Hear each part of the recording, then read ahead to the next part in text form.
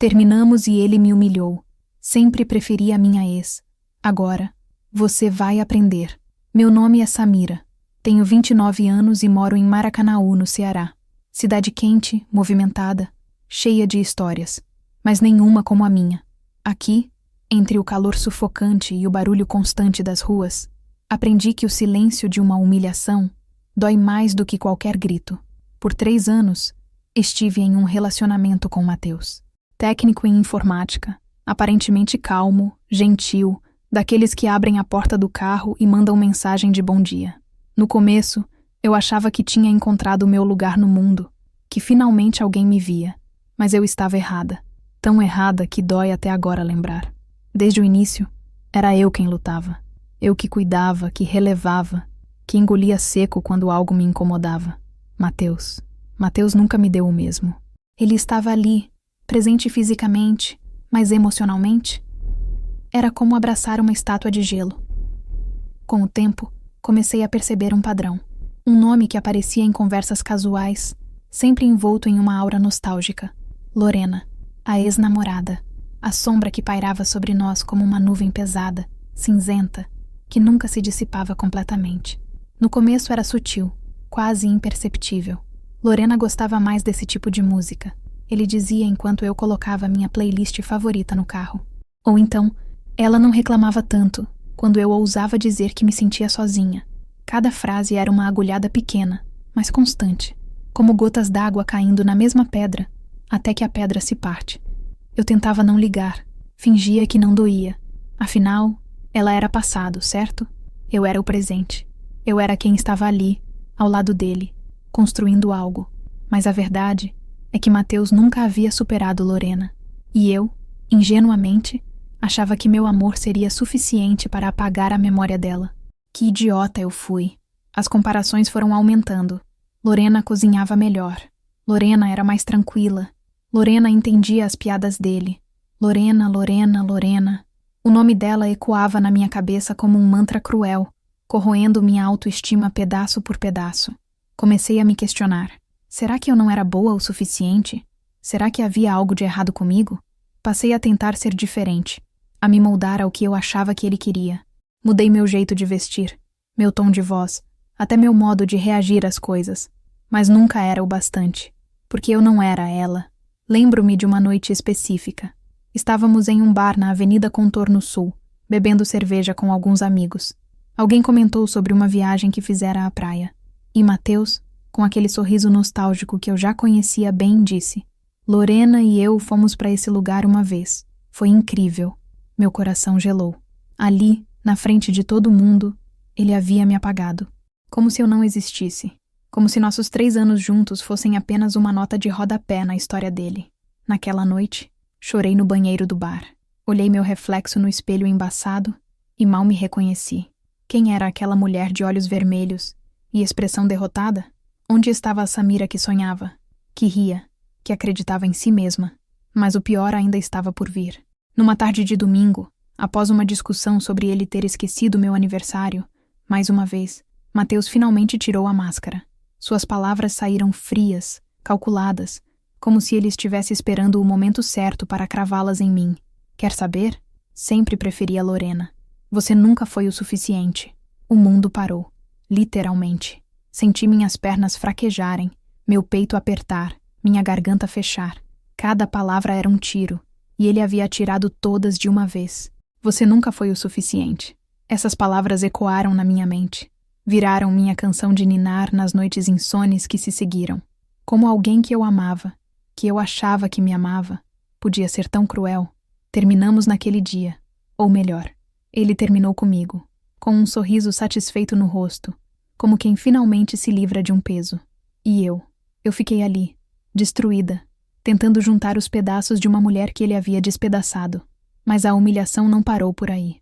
Nos dias seguintes, descobri através de amigos em comum que Matheus estava espalhando uma versão distorcida da história. Dizia que tinha sido ele quem terminou porque eu era desequilibrada, carente demais, e que eu estava implorando para voltar. A dor da rejeição se transformou em algo mais profundo. Vergonha, raiva, uma mistura tóxica que me consumia por dentro. Mas o que Mateus não sabia, o que ninguém sabia, era que ele tinha despertado a mulher errada. Os primeiros dias após o término foram um borrão de dor e confusão. Acordava no meio da noite com o coração acelerado, lembrando de cada palavra venenosa que Mateus havia dito. Você nunca foi o suficiente. A frase tocava em loop na minha cabeça, como uma música irritante que você não consegue parar de cantarolar. Passei uma semana inteira sem sair de casa. Chamei no trabalho dizendo que estava doente, o que não era mentira. Estava doente sim, mas de uma doença que nenhum remédio da farmácia podia curar. Minha mãe, Dona Cleide, batia na porta do meu quarto todos os dias com um prato de comida que eu mal tocava. Minha filha, esse homem não vale suas lágrimas, ela dizia, com aquela voz firme e maternal que só as mães cearenses têm. Mas eu não conseguia ouvir. A dor era alta demais, ensurdecedora. Foi no 10º dia, quando me olhei no espelho do banheiro, que algo dentro de mim estalou. Meus olhos estavam inchados. Meu cabelo estava um desastre. Minha pele pálida. Mas o pior não era minha aparência física. Era o vazio no meu olhar. Era como se Mateus tivesse levado embora não só meu coração, mas minha essência. Chega, sussurrei para meu reflexo. Chega de chorar por quem nunca te mereceu. Naquele momento, algo mudou. A tristeza começou a dar lugar a outra coisa. Raiva? Talvez. Mas era mais do que isso. Era determinação. Uma vontade ardente de provar, para mim mesma, não para ele, que eu era muito mais do que aquelas palavras cruéis haviam tentado me fazer acreditar. A primeira coisa que fiz foi tomar um banho demorado. Lavei meu cabelo, esfreguei minha pele como se estivesse removendo não só a sujeira, mas também toda a energia negativa que Mateus havia deixado em mim. Quando saí do chuveiro, já me sentia diferente, mais leve, mais presente. Nos dias seguintes, comecei a traçar um plano. Não de vingança, ainda não, mas de reconstrução. Se Mateus havia me destruído, eu seria minha própria arquiteta. Iria me reconstruir tijolo por tijolo, até me tornar uma fortaleza. Pedi demissão do meu emprego monótono de atendente no supermercado do bairro. Aquele lugar sempre me sufocou, mas eu nunca tive coragem de sair. Mateus dizia que eu devia ser grata por ter emprego, que não era qualquer um que conseguia algo melhor. Mais uma forma sutil de me manter pequena, percebo agora. Com as economias que tinha guardado, me matriculei em cursos online. Marketing digital, atendimento ao cliente de alto padrão, técnicas de vendas. Passava horas estudando, absorvendo cada informação como uma esponja. Cada certificado que recebia era uma pequena vitória, um passo a mais para longe da Samira que Mateus conheceu. Comecei a frequentar a academia perto de casa. No início, mal conseguia completar 20 minutos na esteira, mas eu insistia. Não porque queria ficar bonita para alguém, mas porque cada gota de suor era uma lágrima a menos que eu derramaria por ele. O exercício se tornou minha terapia, meu refúgio. Mudei meu visual completamente. Cortei o cabelo longo que Mateus tanto gostava. Lorena tinha cabelo curto e ficava linda, ele costumava dizer com um suspiro. E adotei um corte moderno, Chanel na altura do queixo. Experimentei maquiagens diferentes, roupas que antes achava ousadas demais. Me permiti ser quem eu realmente queria ser, sem a voz dele na minha cabeça me julgando. Minha amiga Tatiane, que sempre esteve ao meu lado, me incentivava. Tá linda, mana! Esse desgraçado não sabe o que perdeu, ela dizia enquanto me ajudava a escolher roupas novas no centro de Maracanaú. Tati foi uma das poucas que não acreditou nas mentiras que Mateus espalhou. Ela me conhecia de verdade.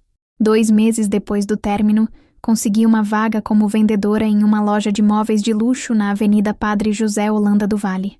Era um mundo completamente diferente do que eu conhecia. Clientes exigentes, produtos caros, um ambiente sofisticado que exigia postura e confiança. No começo eu tremia. Será que eu era capaz? Será que eu conseguiria lidar com aquele público? Mas então lembrava das palavras de Mateus. Você nunca foi o suficiente. E aquilo acendia uma chama dentro de mim. Eu iria provar que ele estava errado. Aprendi rápido. Estudei cada produto, cada detalhe, cada técnica de persuasão. Em poucas semanas, me tornei uma das melhores vendedoras da loja. Meu chefe, seu Raimundo, um senhor de bigode grisalho e sorriso largo, me elogiava constantemente. Samira, você tem um dom para isso. Nunca vi alguém evoluir tão rápido. Cada elogio era um bálsamo na ferida que Mateus havia deixado. Cada venda bem-sucedida era uma prova de que eu era capaz, valiosa, suficiente. Comecei a me olhar no espelho e gostar do que via. Não era mais aquela menina insegura e frágil. Era uma mulher forte, decidida, dona do próprio destino. Meus olhos tinham brilho novamente, mas era um brilho diferente, mais maduro, mais consciente. Foi então que, numa tarde ensolarada de sábado, enquanto eu caminhava pelo shopping pátio Maracanaú carregando sacolas de compras que eu mesma havia pago, aconteceu algo que eu não esperava. Vi Mateus. Ele estava sentado sozinho na praça de alimentação, mexendo no celular com uma expressão abatida, magro, com olheiras profundas, a barba por fazer. Uma sombra do homem que um dia me fez acreditar que eu não era suficiente. Nossos olhares se cruzaram, e pela primeira vez desde o término, fui eu quem desviou primeiro. Não por medo ou vergonha, mas porque ele simplesmente não importava mais. Ou pelo menos era isso que eu queria acreditar. 3 semanas se passaram desde aquele encontro casual no shopping. Eu tinha conseguido tirá-lo da minha cabeça. Ou pelo menos era o que eu dizia para mim mesma todas as manhãs, enquanto me arrumava para o trabalho. A verdade é que ver Mateus daquele jeito, tão acabado, havia mexido comigo mais do que eu gostaria de admitir. Não era pena, não era saudade, era algo mais complexo, uma mistura estranha de satisfação e inquietude. Parte de mim se sentia vingada só de vê-lo assim, mas outra parte, menor e mais quieta, ainda carregava a dor das cicatrizes que ele havia deixado. Foi numa sexta-feira à noite que tudo mudou. Tatiane havia me arrastado para uma confraternização na casa de Rodrigo, um amigo em comum dos velhos tempos. Você precisa sair, mana. Não pode viver só de trabalho e academia. Ela insistiu, e eu acabei cedendo. A casa de Rodrigo ficava no bairro Pajuçara, um sobrado simples, mas aconchegante, com churrasqueira no quintal e um som ambiente que tocava pagode. Havia umas 20 pessoas, a maioria conhecidos da época de escola, e alguns rostos novos. Eu estava relaxada, conversando, rindo, genuinamente feliz, e então ele chegou. Mateus entrou pelo portão lateral, convidado por alguém que claramente não sabia da nossa história. Nossos olhos se encontraram através da fumaça da churrasqueira, e eu vi algo que não esperava. Surpresa, seguida de um brilho estranho, quase como esperança. Ele estava diferente. Havia emagrecido, isso era visível, mas tinha feito a barba e vestia uma camisa que eu não conhecia. Ainda assim, havia algo de apagado nele, como uma vela que está prestes a se extinguir. Eu, por outro lado, estava radiante. Tinha colocado aquele vestido vermelho que Tatiane disse que me deixava um arraso. Meu cabelo estava impecável, e eu sabia, sentia, que estava bonita. Mais do que bonita. Estava confiante. E confiança é a coisa mais atraente que uma mulher pode vestir. Fingi que não o tinha visto e continuei minha conversa com Juliana, uma antiga colega de trabalho. Mas eu sentia o olhar dele, pesado, constante. Como se ele estivesse tentando decifrar quem era aquela mulher que usava meu rosto, mas não tinha mais nada da Samira que ele conheceu. Meia hora depois, ele se aproximou, devagar, quase hesitante, como quem se aproxima de um animal selvagem sem saber se será atacado ou ignorado. Oi, Samira, ele disse, a voz saindo mais baixa do que provavelmente pretendia. Oi, respondi, mantendo meu tom neutro, quase frio. Não ia facilitar para ele. Você está diferente, bem diferente. Ele passou a mão pelo cabelo, um tique nervoso que eu conhecia bem. Pode conversar um pouco? Olhei para Tatiane, que me lançou um olhar de cuidado, mas assenti com a cabeça. Não por ele, mas por mim. Eu queria ver aonde aquilo ia. Nos afastamos para um canto mais tranquilo do quintal, perto de uma mangueira velha que projetava sombras dançantes sob a luz fraca do poste. Então, comecei cruzando os braços. O que você quer? Ele respirou fundo como se estivesse reunindo coragem. Eu queria pedir desculpas. Pelo jeito que as coisas terminaram. Pelas coisas que eu disse. Silêncio. Eu não ia preencher o vazio para ele. Eu estava passando por muita coisa, sabe?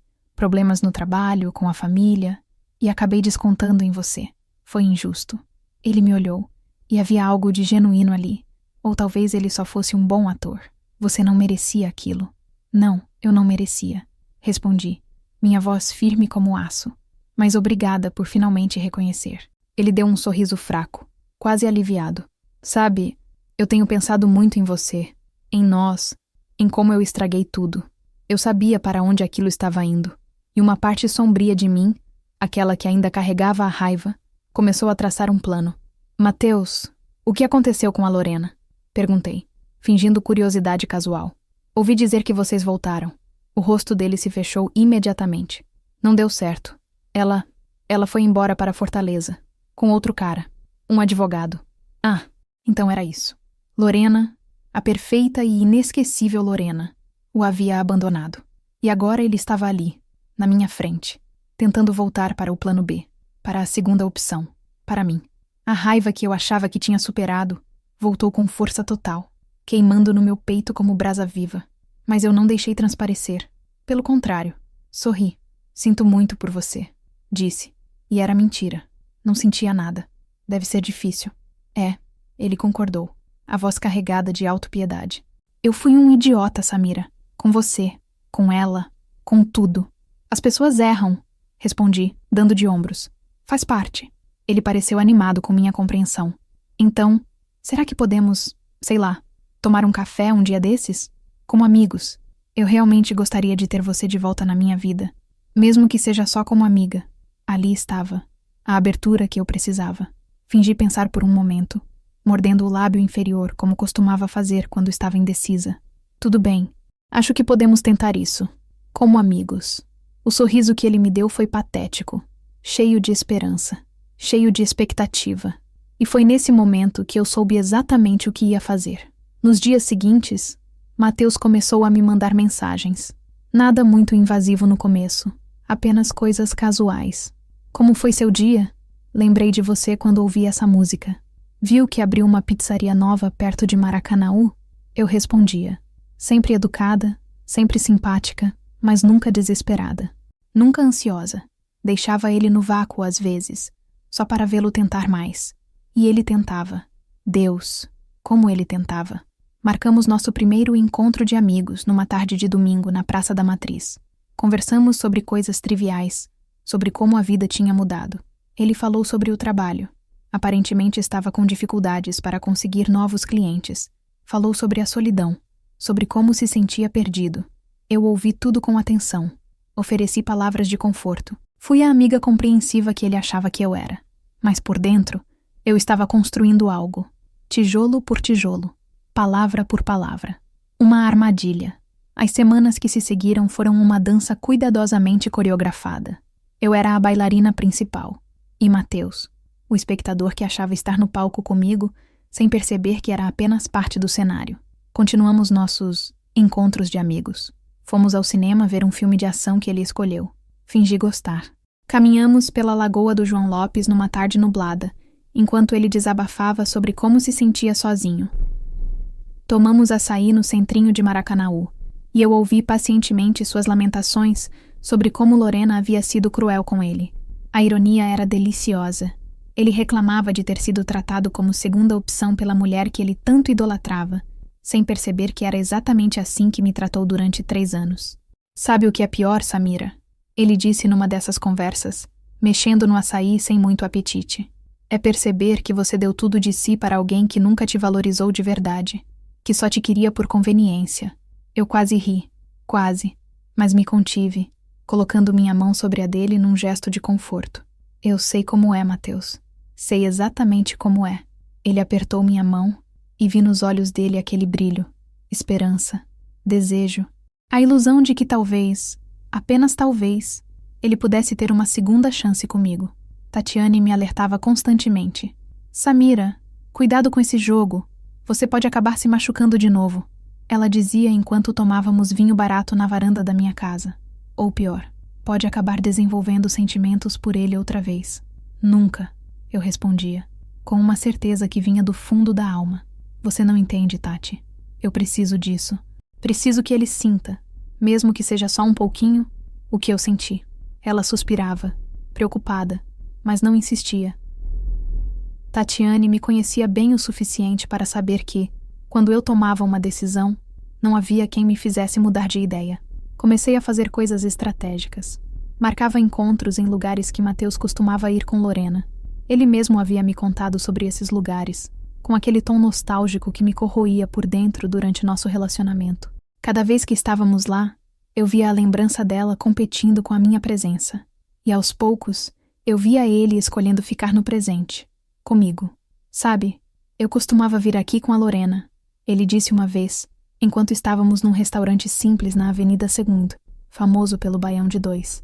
Mas estar aqui com você é diferente. Melhor, talvez. Por quê? Perguntei, fingindo inocência enquanto por dentro saboreava cada palavra. Porque você me ouve de verdade. Você se importa. Lorena sempre foi muito distante, fechada. Ele me olhou com uma intensidade que antes me derreteria, mas agora só me deixava fria. Eu fui muito idiota em não ver o que tinha na minha frente. Eu sorri, aquele sorriso doce e compreensivo que ele interpretava como perdão, mas que na verdade era vitória. 1 mês se passou desde nosso reencontro. As mensagens dele se tornaram mais frequentes, mais íntimas. Bom dia, linda. Sonhei com você ontem. Sinto sua falta quando não estamos juntos. Cada mensagem era uma linha a mais na teia que eu tecia ao redor dele. Minha vida, paralelamente, só melhorava. No trabalho, recebi uma promoção para supervisora de vendas. Seu Raimundo disse que eu tinha talento nato para liderança. Comecei a frequentar eventos de networking. Conheci pessoas interessantes. Ampliei meu círculo social. Estava construindo uma versão de mim mesma que nem eu sabia que existia. E Matheus estava afundando. Seus clientes de informática estavam diminuindo. Soube por ele mesmo que estava tendo dificuldades financeiras. Parecia mais magro a cada encontro. Mais cansado. Mais quebrado. Parte de mim, aquela parte pequena e ainda compassiva, sentia um leve desconforto. Mas então eu lembrava. Lembrava das comparações, das humilhações, do "você nunca foi o suficiente", e o desconforto se transformava em determinação. Foi numa tarde chuvosa de quinta-feira que Matheus finalmente teve coragem de dizer o que vinha engasgando havia semanas. Estávamos sentados no meu carro, parados em frente à casa dele no bairro Acaracuzinho, ouvindo o som da chuva batendo no teto. "Samira, eu preciso te dizer uma coisa", ele começou, a voz trêmula. Virou-se para mim e havia lágrimas nos olhos dele, lágrimas reais. "Eu ainda te amo, sempre amei. Fui covarde, fui cego, fui tudo de ruim que você possa imaginar, mas eu te amo. E queria muito uma chance de consertar o que eu quebrei." Meu coração acelerou. Não de amor, mas de antecipação. Era um momento que eu estava esperando. Um momento em que todas as peças do tabuleiro estariam exatamente onde eu queria. Peguei a mão dele e ele fechou os dedos ao redor da minha com desespero, como um homem se afogando que encontra um pedaço de madeira flutuante. "Matheus", comecei, minha voz suave, quase um sussurro. Fiz uma pausa, deixando a expectativa crescer. Vi esperança inundando os olhos dele. "Eu também preciso te dizer uma coisa." Ele assentiu ansiosamente, inclinando-se para mais perto. Respirei fundo. Olhei bem no fundo dos olhos dele. Aqueles olhos que um dia me fizeram acreditar em amor, mas que agora só me lembravam de dor. E disse as palavras que tinha ensaiado mentalmente dezenas de vezes. "Você está certo. Você foi covarde, foi cego, e foi tudo de ruim que eu posso imaginar." Minha voz mudou, ficou mais fria, mais firme. "E sabe o que mais? Você continua sendo." A confusão se espalhou pelo rosto dele. "O que..." Retirei minha mão da dele lentamente. "Você acha que eu não sei o que você está fazendo? Voltando para mim porque a Lorena te abandonou? Tentando me usar como prêmio de consolação outra vez? Não, não é isso. Samira, Agora, eu o interrompi, abrindo a porta do carro, deixando a chuva entrar e molhar o banco. "Agora você vai aprender." Saí do carro sem olhar para trás, deixando Matheus ali, paralisado, com a boca aberta e os olhos arregalados. A chuva me encharcou em segundos, mas eu não me importei. Cada gota que caía sobre mim parecia lavar as últimas amarras que aquele homem ainda tinha sobre minha alma. Entrei no meu carro e arranquei. Pelo retrovisor, vi a silhueta dele ainda sentada no banco do passageiro, imóvel, tentando processar o que havia acabado de acontecer. Sorri. Um sorriso genuíno, libertador. Cheguei em casa tremendo. Não de frio, mas de adrenalina. Tatiane estava me esperando na sala, como havíamos combinado. Assim que me viu, ela correu com uma toalha. "E então?" perguntou ansiosa. "Terminei", respondi, envolvendo-me na toalha. Acabou. De verdade. Ela me abraçou forte. E foi só ali, nos braços da minha melhor amiga, que eu finalmente deixei as lágrimas caírem. Não eram lágrimas de tristeza ou arrependimento. Eram lágrimas de alívio, de fechamento, de liberdade. Na manhã seguinte, executei a última parte do meu plano. Peguei meu celular e bloqueei Matheus de tudo. WhatsApp, Instagram, Facebook, até o número do telefone entrou na lista de bloqueados. Ele deixou de existir no meu mundo digital e, consequentemente, no meu mundo real. Mas eu sabia que isso não seria suficiente. Matheus havia espalhado mentiras sobre mim. Havia manchado minha reputação entre nossos conhecidos. Era hora de contar a verdade. Passei o sábado inteiro preparando um dossiê. Prints de conversas antigas onde Matheus falava mal de mim enquanto ainda estávamos juntos. Mensagens para amigos dele dizendo que eu era chata e grudenta. Áudios onde ele me xingava e me diminuía. Tudo estava ali, organizado, datado, irrefutável. Escrevi um texto honesto, não dramático, não vitimista. Apenas a verdade crua sobre o que havia vivido, sobre as comparações constantes, as humilhações veladas, a manipulação emocional, sobre como ele havia destruído minha autoestima sistematicamente durante 3 anos, e depois ainda tentou me fazer parecer a vilã quando terminamos. Enviei tudo para os amigos em comum. Não todos, apenas aqueles que haviam acreditado na versão dele, aqueles que me olharam com pena ou julgamento quando nos encontravam na rua. A repercussão foi imediata e devastadora para ele.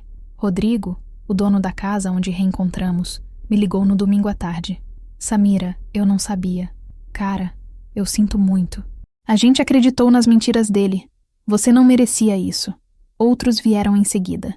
Mensagens de apoio, de pedidos de desculpas, de reconhecimento. Mas o mais importante era que a narrativa havia mudado. Não era mais coitado do Matheus. A Samira enlouqueceu. Agora era o Matheus é um manipulador. Graças a Deus a Samira se livrou dele. Tatiane me contou, dias depois, que Matheus havia perdido alguns contratos importantes de informática. Clientes que eram amigos em comum e que, ao saberem da verdade, preferiram cortar relações profissionais com ele. Ele havia se tornado persona non grata em certos círculos. Ele tá mal, viu? Tati me disse numa noite de terça, enquanto comíamos pastel na feira do bairro. Vi ele no mercado outro dia. Parecia um zumbi. Esperei sentir culpa, remorso, alguma pontada de consciência pesada, mas não veio nada. Só uma paz profunda, quase surreal. Ele fez isso com ele mesmo, Tati. Respondi, mordendo meu pastel de queijo. Eu só dei às pessoas a informação que elas mereciam ter. A verdade. E era verdade. Eu não havia inventado nada. Não havia exagerado em nada. Apenas expus o que ele realmente era por trás da máscara de bom moço. Os meses que se seguiram foram de crescimento constante. Minha carreira decolou. Recebi uma proposta para gerenciar uma nova filial da loja em Fortaleza, com um salário que eu jamais sonhei receber. Meu círculo social se expandiu. Conheci pessoas incríveis, fiz novos amigos, vivi experiências que a velha Samira jamais teria coragem de viver. Comecei a namorar também.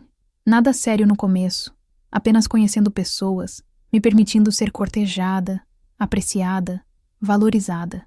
E cada homem que me tratava com respeito e admiração era uma prova de que Matheus estava errado. Eu sempre fui o suficiente, mais do que suficiente. 6 meses após aquela noite chuvosa, estava caminhando pela Avenida Contorno Sul, quando o vi pela última vez. Matheus estava sentado num ponto de ônibus, com uma sacola de compras de mercado no colo, olhando para o nada. Nossos olhos se encontraram por uma fração de segundo. Ele abriu a boca, como se fosse dizer algo, mas eu simplesmente continuei andando. Não havia mais nada a ser dito, nenhuma palavra restante, nenhuma emoção pendente. Ele era apenas um estranho agora, um capítulo fechado, uma cicatriz que já não doía mais. Naquela noite, sentada na varanda da minha nova casa, um apartamento pequeno, mas meu, conquistado com meu próprio trabalho, olhei para o céu estrelado de Maracanaú e pensei em tudo o que havia passado. Pensei na Samira frágil e insegura que aceitava migalhas de afeto. Pensei nas noites que passei chorando, me sentindo inadequada, insuficiente. Pensei em como deixei um homem medíocre definir meu valor.